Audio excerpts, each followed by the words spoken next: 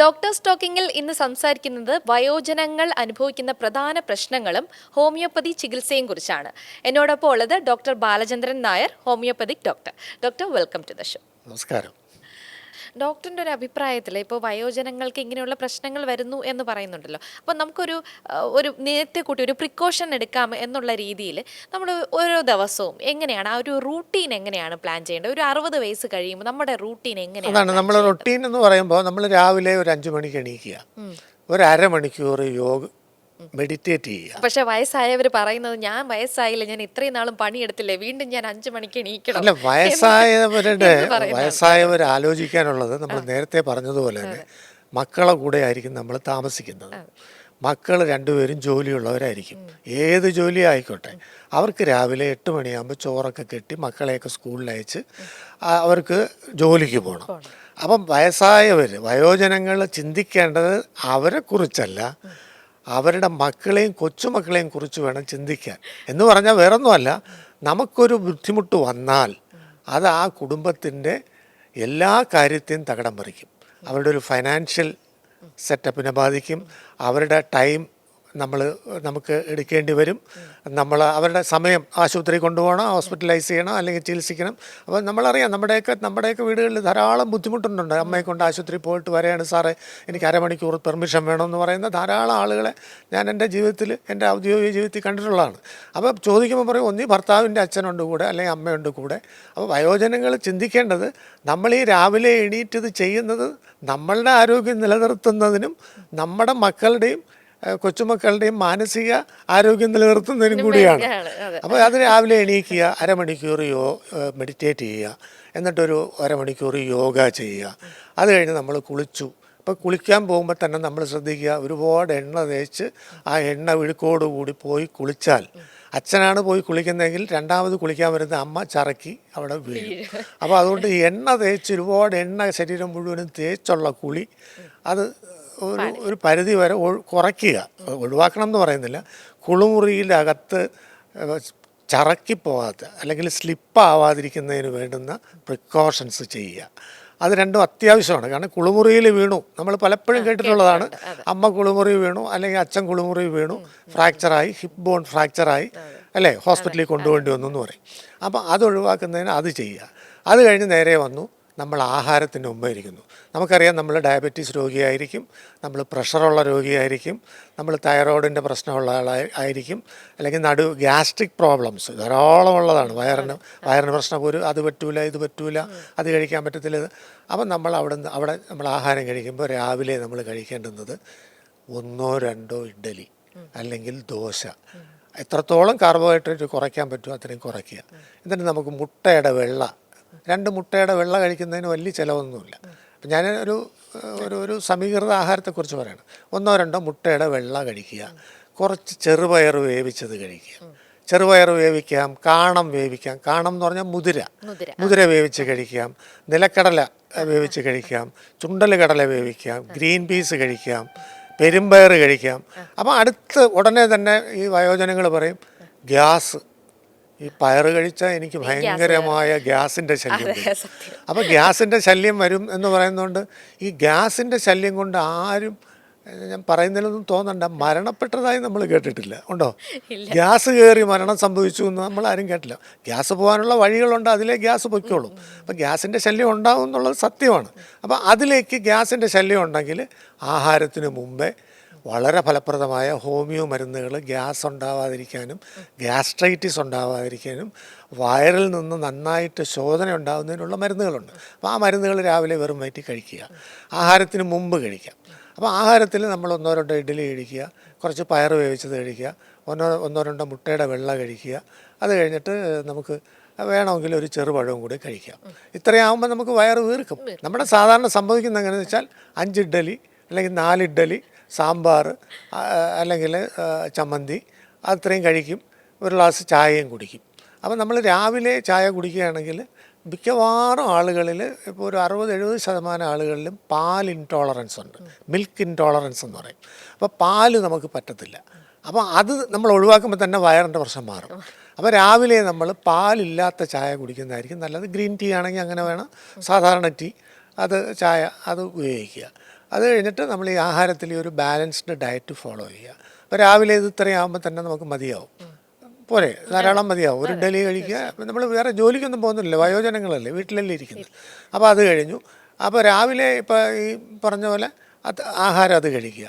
അത് കഴിഞ്ഞ് ഉച്ചയ്ക്ക് നമ്മൾ ഇതുവരെയും കഴിച്ചുകൊണ്ടിരുന്നത് നമ്മൾ ചോറ് ഉരുട്ടി ഉരുളയായിട്ട് ഇപ്പൊ ഈ ഒരു ബ്രേക്ക്ഫാസ്റ്റ് കഴിഞ്ഞിട്ട് എന്തെങ്കിലും എക്സസൈസോ അല്ലെങ്കിൽ നടക്കുകയോ ബ്രേക്ക്ഫാസ്റ്റ് കഴിഞ്ഞിട്ട് നമുക്ക് വേണമെങ്കിൽ നമുക്ക് ഈ പറഞ്ഞ പോലെ സാധന ചെയ്യാം. പാട്ട് പാടുന്നവരാണെങ്കിൽ സാധന ചെയ്യാം. അതല്ലെന്നുണ്ടെങ്കിൽ യൂട്യൂബ് കാണുന്നവരാണെങ്കിൽ യൂട്യൂബിൽ പാട്ട് ഫോളോ ചെയ്യാം. അതല്ലെന്നുണ്ടെങ്കിൽ നമ്മൾ മൊബൈലിൽ വാട്സപ്പ് ഗ്രൂപ്പുകളുണ്ടെങ്കിൽ അവരുമായിട്ട് ഗുഡ് മോർണിംഗ് ഒക്കെ പറയാമല്ലോ. എല്ലാവർക്കും ഗുഡ് മോർണിംഗ് മെസ്സേജസ് ഒക്കെ അയക്കാം. അത് കഴിഞ്ഞ് നമ്മൾ വായിക്കുന്നവരാണെങ്കിൽ വായിക്കാം. വായിച്ചിട്ട് ഒരു 11:30 മണിയാകുമ്പോൾ ഡയബറ്റീസ് ഉള്ള രോഗികളാണെങ്കിൽ ഒരു ക്ഷീണം, ഒരു തളർച്ചയും വരും. അപ്പോൾ അവർ പ്രമേഹത്തിൻ്റെ മരുന്നുകൾ, ഇപ്പം മോഡേൺ മെഡിസിൻ്റെ മരുന്നുകളാണ് കഴിക്കുന്നതെങ്കിൽ അത് തന്നെ കഴിച്ചോട്ടെ, കഴിക്കണമെന്നൊന്നും പറയുന്നില്ല. ഞാൻ നേരത്തെ പറഞ്ഞു, പ്രമേഹം ഹോമിയോപ്പതി മരുന്ന് കൊണ്ടും നമുക്ക് നിയന്ത്രിച്ച് നിർത്താൻ പറ്റും. നമ്മൾ ആഹാര നിയന്ത്രണം കൊണ്ട് തന്നെ പറ്റും. അപ്പോൾ 11:30-12 മണിയാകുമ്പോൾ നമുക്ക് ലൈം ജ്യൂസ് വേണമെങ്കിൽ കുടിക്കാം. ലൈം ജ്യൂസ് എന്ന് പറയുമ്പോൾ പ്രമേഹവും പ്രഷറും ഉള്ളവരാണെങ്കിൽ പഞ്ചസാരയും ഉപ്പും ഇടാതെ കഴിക്കാൻ പറ്റും. അപ്പോൾ അതുപോലെ തന്നെ മോരും വെള്ളം കുടിക്കാം. പാല് കാച്ചി മോരാക്കി, അപ്പോൾ നമ്മളതിൽ നിന്ന് വെണ്ണയൊക്കെ മാറ്റി മോരും വെള്ളത്തിൽ ഇഞ്ചിയോ ഇച്ചിരി എന്താണ് നമ്മുടെ വെളുത്തുള്ളി ചതച്ചതോ അല്ലെങ്കിൽ കാന്താരി മുളക്, അത് കൊളസ്ട്രോൾ ലോവറിങ് ആണെന്നാണ് വളരെയധികം ഡോക്ടർമാരും അല്ലാത്തവരും പറയുന്നത്. പക്ഷെ അത് ചിലപ്പോൾ ഗ്യാസ്ട്രിക് ഇറിറ്റേഷൻ ഉണ്ടാക്കാൻ സാധ്യതയുണ്ട്. വയറിൻ്റെ പ്രശ്നമുള്ളവരാണെങ്കിൽ അത് ബുദ്ധിമുട്ടാണ്. കരിയേപ്പിലയെല്ലാം ഇട്ടിട്ട് 1-2 ഗ്ലാസ് വലിയ ഗ്ലാസ് മോരും വെള്ളം കുടിക്കാം. അതെന്തിനെന്ന് വെച്ചാൽ നമുക്കൊരു 12:30-1 മണിയാകുമ്പോൾ ഒരു തളർച്ച വരും. പ്രമേഹ രോഗിയൊക്കെ വരുന്ന കാര്യമാണ്. അപ്പോൾ അത് നിയന്ത്രിക്കുന്നതിന് നമുക്ക് ആ വെള്ളം 2 ഗ്ലാസ് കുടിക്കുക. അപ്പോൾ അതായി ആഹാരത്തിൻ്റെ കാര്യമാണ് ഞാൻ പറയുന്നത്. പിന്നെ നിങ്ങൾ എന്തെങ്കിലും നടക്കാൻ പോകുന്നവരുണ്ടെങ്കിൽ രാവിലെ നടക്കാൻ പോവാം. നമ്മൾ രാവിലെ എണീറ്റിട്ട് യോഗ മെഡിറ്റേഷൻ ചെയ്തിട്ട് ഇപ്പോൾ നടക്കുന്നവരുണ്ടെങ്കിൽ അവർക്ക് പുറത്ത് പോയി നടക്കുന്നതിനോ അല്ലെങ്കിൽ അതിനൊന്നും ഒരു കുഴപ്പമില്ല. എക്സർസൈസ് ചെയ്യുന്നതും എല്ലാം ചെയ്യാം. അപ്പോൾ ഉച്ചയ്ക്കുള്ള ആഹാരത്തിൽ നമ്മൾ ഇത്രയും കാലത്ത് ചെയ്തുകൊണ്ടിരുന്നത് ചോറ്, ഒരുപാട് അളവ് ചോറും കുറച്ച് കറിയുമാണ്. അപ്പം നമ്മൾ ഈ പ്ലേറ്റ് തിരിച്ചങ്ങ് വയ്ക്കുക, പ്ലേറ്റിനെ 4ആയിട്ട് ഭാഗിക്കുക. എന്നിട്ട് ഒരു പോർഷനിലുള്ള ചോറ് മാത്രം, കുറച്ച് ചോറ് മാത്രം കഴിക്കുക. ഒരു പോർഷനിൽ നമ്മൾ നീളം പയറുണ്ടല്ലോ, നമ്മൾ നീളം പയർ, അതിൻ്റെ തോരൻ എത്ര വേണമെങ്കിലും കഴിക്കാം. ചീനി അമരയ്ക്ക തോരൻ കഴിക്കാം, അമരയ്ക്ക തോരൻ കഴിക്കാം, പിന്നെ ബീൻസ് തോരൻ കഴിക്കാം. അപ്പോൾ ഈ തോരൻ്റെ അളവ് ഇതെല്ലാം നാരുള്ളതാണ്, അതിനകത്ത് ധാന്യമുണ്ട്, പയറുള്ളതാണ്. അപ്പോൾ അത് പ്രോട്ടീൻ കൂടുതലുള്ളതാണ്. നമുക്ക് പ്രോട്ടീൻ കണ്ടന്റ് കൂടുതലാണ്. കാർബോഹൈഡ്രേറ്റ് കുറയ്ക്കണം. ചോറിൻ്റെ അളവ് വളരെയധികം കുറയ്ക്കുക. ഒരു തവി ചോറ് മതിയെങ്കിൽ അത്രയും ചോറ് കഴിക്കുക. മീൻ കഴിക്കാം, അതിൻ്റെ കൂടെ നിങ്ങൾക്ക് ഇറച്ചി വേണമെങ്കിൽ ഇറച്ചി കഴിക്കാം. അപ്പോൾ അകത്ത് പയറുള്ള നീളം പയറോ ബീൻസോ ചീനി അമരയ്ക്കയോ ഏതെന്ന് വെച്ചാൽ കഴിക്കാം. അതല്ലെങ്കിൽ നേരത്തെ നമ്മൾ രാവിലെ ചെറുപയർ കഴിച്ചു. അപ്പോൾ ഒരു ചെറുപയർ ഒരു ബൗളാണ് ഞാൻ രാവിലെ പറഞ്ഞത്, ഞാൻ പറഞ്ഞിരുന്നു തോന്നുന്നു, ചെറുപയറിൻ്റെ കാര്യം പറഞ്ഞു. അപ്പോൾ ഉച്ചയ്ക്ക് ഈ നീളം പയറും ചോറിൻ്റെ അളവ് കുറയ്ക്കുക. ഈ നമ്മുടെ കറികൾ കഴിക്കാനായിട്ട്, അപ്പോൾ അതിനകത്ത് സാലഡ്സും ഒക്കെ നമുക്ക് വേണമെങ്കിൽ ഉൾപ്പെടുത്താം. ഈ കറികൾ കഴിക്കുന്നതിന് ചോറ് ഉപയോഗിക്കുക. നമ്മൾ കറികൾ കഴിക്കുന്നു, നമ്മളിപ്പോൾ എങ്ങനെയാണ് ചോറ് ഉരുട്ടി വായിലിടുന്നു, കുറച്ച് കറികൾ ഇങ്ങനെ തൊടുന്നു വയ്ക്കുന്നു, പിന്നെ ചോറ് ഉരുട്ടി വായിലിടുന്നു, അങ്ങനെയാണ് നമ്മൾ കഴിക്കുന്നത്. അപ്പോൾ തിരിച്ചാക്കുക, കറികൾ കഴിക്കുക, കറിക്ക് വേണ്ടിയിട്ട് കുറച്ച് ചോറ് കഴിക്കുക, ആ രീതിയിലാക്കുക. എന്നിട്ട് വൈകുന്നേരത്ത് ചായ വേണമെന്നുണ്ടെങ്കിലും നമ്മൾ നേരത്തെ പാലിൻ്റെ ഇൻടോളറൻസ് ഉള്ളതുകൊണ്ട് പാൽ ഒഴിവാക്കുക. ചായയുടെ കൂടെ നമുക്ക് എന്തെങ്കിലും ഈ ഷുഗർ ഫ്രീ ആയിട്ടുള്ള ബിസ്ക്കറ്റ് തന്നെ വേണമെന്നുണ്ടെങ്കിൽ ബിസ്ക്കറ്റ്സ് ഉപയോഗിക്കാം. അത് അങ്ങനെ വൈകുന്നേരം ഉപയോഗിക്കാം. പിന്നെ നമ്മൾ പറയുന്നുണ്ട് ഏത്തപ്പഴം ഒരുപാട് ഏത്തപ്പഴത്തിനകത്ത് ഒരുപാട് കാർബോഹൈഡ്രേറ്റ് ഉണ്ടെന്നാണ് പറയുന്നത്, മധുരം ഉണ്ടെന്നാണ് പറയുന്നത്. അതെ. അപ്പം ഞാൻ അഡ്വൈസ് ചെയ്യാറുള്ളത്, പഴുത്തോ എന്ന് ചോദിച്ചാൽ പഴുത്തില്ല, പഴുത്തില്ലേ എന്ന് ചോദിച്ചാൽ പഴുത്തു, ആ പരുവത്തിലുള്ള മനസ്സിലായല്ലോ. ഏത്തക്ക എന്ന് പറയാം, പഴമല്ലേ എന്ന് ചോദിച്ചാൽ ആണെന്നും പറയാം. ആ നമ്മൾ ഉപയോഗിച്ചാൽ അതിനകത്ത് കുറച്ച് മധുരം കുറഞ്ഞിരിക്കും, എന്നാലും കാർബോഹൈഡ്രേറ്റ് കൂടുതലാണ്. അപ്പോൾ അതിൻ്റെ ഒരു കഷ്ണം വേണമെങ്കിൽ കഴിക്കാം. അതല്ലെന്നുണ്ടെങ്കിൽ നമുക്ക് ഈ ഷുഗർ ഫ്രീ ബിസ്ക്കറ്റ്സ് വേണമെങ്കിൽ ഉപയോഗിക്കാം. വട പോലെയുള്ള സാധനങ്ങൾ ഉപയോഗിക്കാതിരിക്കുന്നതാണ് നല്ലത്.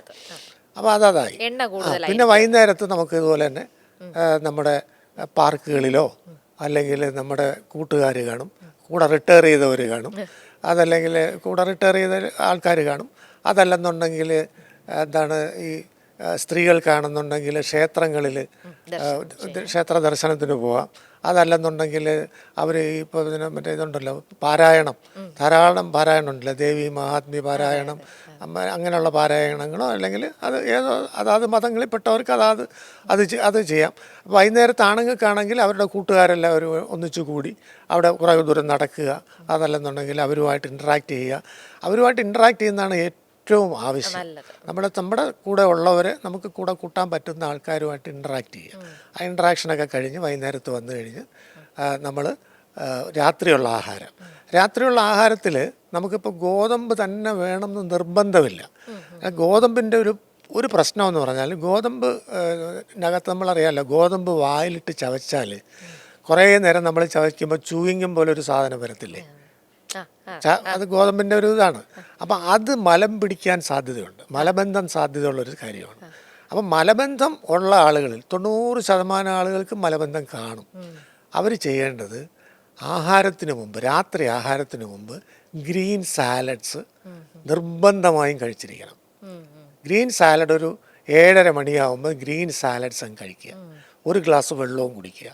അത് കഴിഞ്ഞ് 7:30 മണിക്കകത്ത് അല്ലെങ്കിൽ 8 മണിക്കകത്ത് തന്നെ രാത്രിയുള്ള ആഹാരം നിർബന്ധമായും കഴിച്ചിരിക്കണം. രാത്രി ആഹാരത്തിൽ ഗോതമ്പ് പരമാവധി ഒഴിവാക്കുന്നതാണ് നല്ലത്. അല്ലെങ്കിൽ നമ്മൾ ഇപ്പോൾ ചോറാണെങ്കിൽ ഒരു തവി ചോറ് കഴിക്കാം. രാത്രിയും നമ്മൾ ഈ പയറുവർഗ്ഗങ്ങൾ എന്തെങ്കിലും, അപ്പോൾ ചുണ്ടൽ കടല കൊണ്ട് ചുണ്ടൽ കടല കൊണ്ട് ഉപയോഗിക്കാം, അല്ലെങ്കിൽ ഗ്രീൻ പീസ് കറി ഉപയോഗിക്കാം, അല്ലെങ്കിൽ ദാല് കറി ഉപയോഗിക്കാം. ഇപ്പോൾ രാത്രിയും 8 മണിക്ക് മുമ്പേ ആഹാരം കഴിച്ചിരിക്കണം. എന്നിട്ട് രാത്രി കിടക്കാൻ നേരത്ത് 1-2 ഗ്ലാസ് വെള്ളം കുടിക്കുക. അപ്പോൾ ഈ വെള്ളം കുടിക്കുന്നതിനുള്ള ഒരു നിയന്ത്രണം എന്ന് പറഞ്ഞാൽ പ്രോസ്റ്റേറ്റ് ഗ്രന്ഥിയുടെ പ്രോബ്ലം ഉള്ള വയോജനങ്ങളുണ്ട്. 60 വയസ്സ് കഴിഞ്ഞവരിൽ പ്രോസ്റ്റേറ്റ് ഗ്രന്ഥിയുടെ പ്രശ്നം വരാം. അപ്പോൾ അത്തരം ആളുകൾ രാത്രി 7:30-8 മണിക്ക് മുമ്പ് തന്നെ വെള്ളം കുടിച്ചിരിക്കണം. പിന്നെ വെള്ളം കുടിക്കാൻ പോയാൽ രാത്രി ഒരുപാട് തവണ യൂറിൻ പാസ് ചെയ്യേണ്ടി വരും. പ്രോസ്റ്റേറ്റ് ഗ്രന്ഥിയുടെ വീക്കത്തിനും വളരെ ഫലപ്രദമായ ഹോമിയോപ്പതി മരുന്നുണ്ട്. ഈ ഒരു രീതിയിൽ ഈ ഒരു റുട്ടീനിലാണ് ഈ റൊട്ടീൻ്റെ കൂടെ നമ്മൾ റെഗുലറായി മെഡിക്കൽ ചെക്കപ്പ് നടത്തണം. അപ്പോൾ അതിപ്പോൾ പ്രമേഹ രോഗിയായാലും പ്രഷർ രോഗിയായാലും മറ്റേത് രോഗാവസ്ഥ ഉള്ളവരായാലും, ഇപ്പം നമ്മൾ മലം പോകുമ്പോൾ രക്തം പോകുന്നു, നമ്മൾ 90% ആളുകളും ധരിക്കുന്നത് പൈൽസ് ആയിരിക്കും. പക്ഷെ പൈൽസ് അല്ലാതെ പ്രോബ്ലംസ് വരാം, മാലിഗ്നൻസി ഉള്ള ആളുകളിലും വരാം. നടുവേദന, മാറാത്ത നടുവേദനയായിട്ടും അത് എക്സിബിറ്റ് ചെയ്യാം. അപ്പോൾ അത്തരം ആളുകൾ റെഗുലർ ചെക്കപ്പ് വേണം. അതിപ്പോൾ നമ്മൾ സർക്കാർ ഹോസ്പിറ്റലിലായാലും പ്രൈവറ്റ് ഹോസ്പിറ്റലിലായാലും നമ്മുടെ ചെക്കപ്പ് റെഗുലറാണ് വേണം. പ്രഷറിൻ്റെ മരുന്ന് ഞാൻ കഴിക്കുന്നുണ്ട്, അതുകൊണ്ട് എനിക്ക് കുഴപ്പമൊന്നുമില്ല. പ്രഷർ വരുമ്പോൾ എനിക്ക് അറിയാൻ പറ്റും, എനിക്ക് തലയ്ക്കൊരു ഖനം വരും എന്നൊക്കെ അങ്ങ് നമ്മൾ സ്വയം അങ്ങ് തീരുമാനിക്കും. അപ്പോൾ അത്തരത്തിലുള്ള തീരുമാനങ്ങളൊക്കെ ഡോക്ടർമാർക്ക് വിടുക. അപ്പോൾ ഡോക്ടർമാർ പ്രഷർ നോക്കിയിട്ട് അവരെന്താണെന്ന് വെച്ചാൽ അത് അവർ ഇവാലുവേറ്റ് ചെയ്യും. പിന്നെ രാത്രി സുഖമായിട്ട് ഉറങ്ങുക. ഉറക്കമില്ലെങ്കിൽ ഉറക്കത്തിനുള്ള മരുന്നുണ്ട്. മലം പോകുന്നതിനുള്ള മരുന്നുകളും ഹോമിയോപ്പതിയിൽ അവൈലബിൾ ആണ്. അപ്പോൾ ഈ ജീവിതശൈലി രോഗങ്ങളെ നിയന്ത്രിക്കുന്നതിനും ജീവിതശൈലി രോഗങ്ങളെ ചികിത്സിക്കുന്നതിനും മറ്റ് പാർശ്വഫലങ്ങളില്ലാത്ത ഹോമിയോപ്പതി മരുന്നുകൾ നിങ്ങൾക്ക് ഉപയോഗിക്കാം. മാത്രമല്ല വയോജനങ്ങൾക്കുണ്ടാകുന്ന ഇതര രോഗങ്ങൾ, ഇപ്പോൾ പ്രമേഹം കൊണ്ടുണ്ടാകുന്ന ഡയബറ്റിക് ന്യൂറോപ്പതി, ഡയബറ്റിക് ആർത്രൈറ്റിസ് അങ്ങനെയുള്ള രോഗാവസ്ഥകൾക്കും ഹോമിയോപ്പതി വളരെ ഫലപ്രദമാണ്.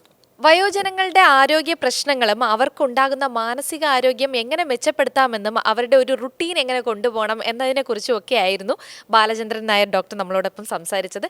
ഇനി മറ്റൊരു കണ്ടന്റുമായിട്ട് വീണ്ടും എത്താം. അതുവരേക്കും നന്ദി, നമസ്കാരം.